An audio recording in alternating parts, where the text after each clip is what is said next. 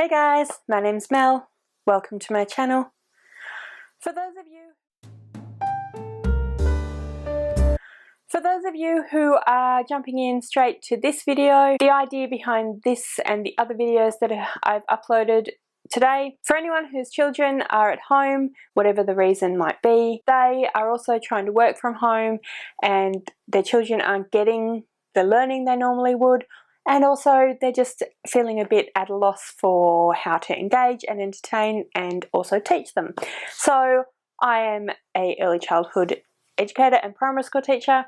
I thought that I would put together a few different videos giving you some suggestions of different things that you could do with your kids or that your kids could do independently so that they can continue to learn and to grow, and also hopefully so that you can get a little bit of time to actually work. So here's the next installment. So first of all, we have numeracy or maths. Again, there are a variety of different online games and online apps that you can use to help promote your children's numeracy. There's also probably tons and tons of different ideas of things that you can watch on YouTube. So I'd suggest Google or YouTube just kids numeracy, probably put in their age range and you will get some fantastic ideas. But I'm going to make a few suggestions for you today. The first of those is a really cool maths game that I've seen lots and lots of kids use and really enjoy, and that is called Prodigy. It's actually set up like they're in some kind of online role-playing game, but all of the activities and all of the quests that they have to go on are maths related, so they are learning as they go and they earn all sorts of different things within the fantasy world, and they get pets and all sorts of stuff like that. I know that it's free to join. I'm not 100% sure if there's any costs involved in upgrading or anything like that, but I definitely know that it's super fun and a really great way of learning maths. That's something that would work pretty well for sort of say grade 2 up to grade 5, 6 or even beyond. But what about younger children? Well, there's loads and loads of pre-maths activities that you can do with younger children.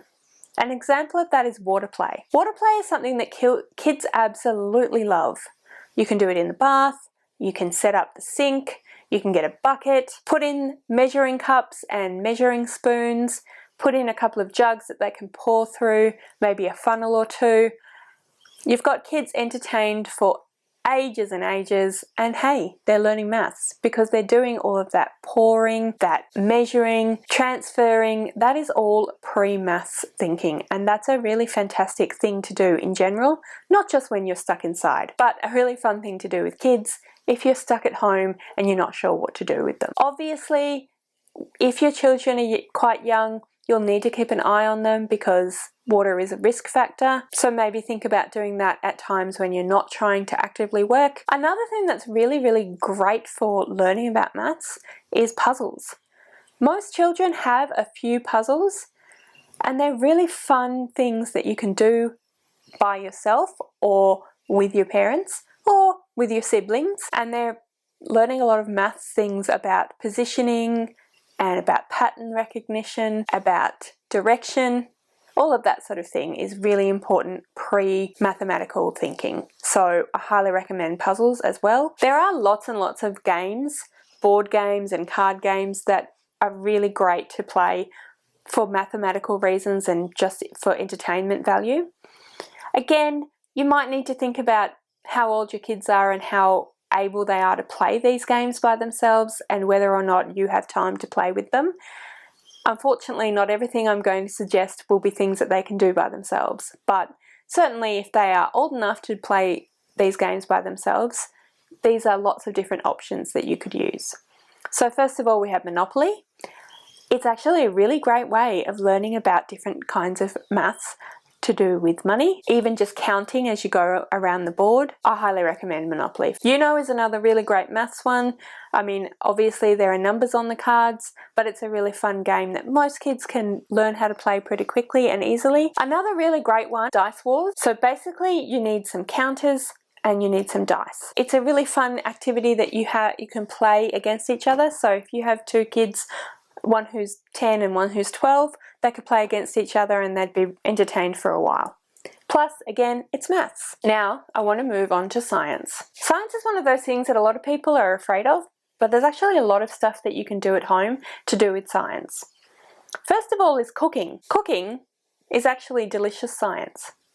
There's also a lot of maths involved in that one too, because of all the measuring and pouring and counting and positioning and manipulating. But also there's loads of different chemical reactions happening. You're using temperatures. There's so much stuff to do with science and maths involved in cooking. Now granted, for children under about 8, you're going to need to supervise, if not actively be involved. So it might not be the best thing to suggest if you're trying to actually work, but it's certainly something that you can think to involve them in.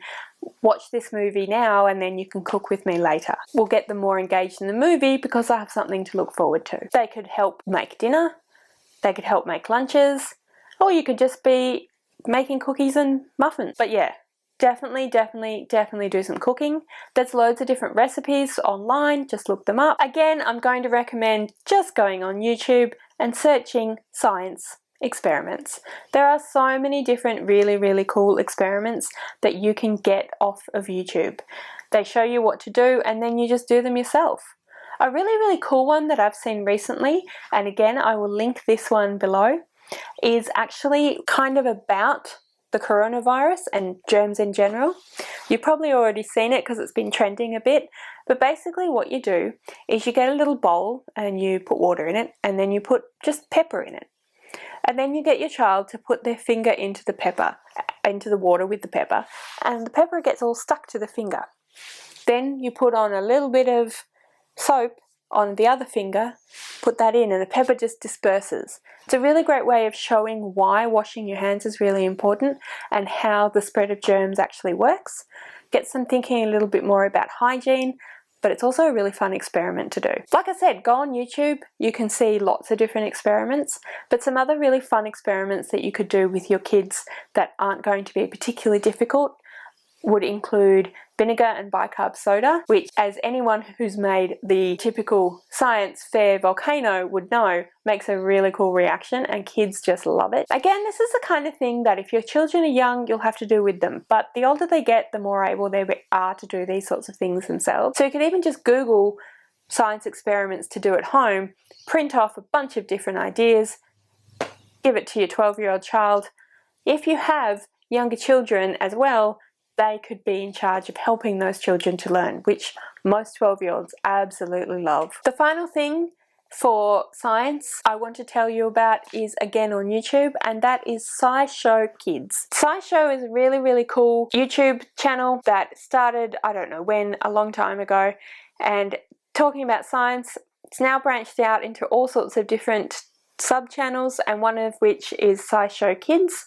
They talk about all sorts of different ideas to do with science, run different experiments, teach different things. It's a really fun, engaging way for children to learn and think about science. So if you're looking for something where they can watch but still be learning, I highly recommend that as well. Alright guys, so keep an eye out for the next one.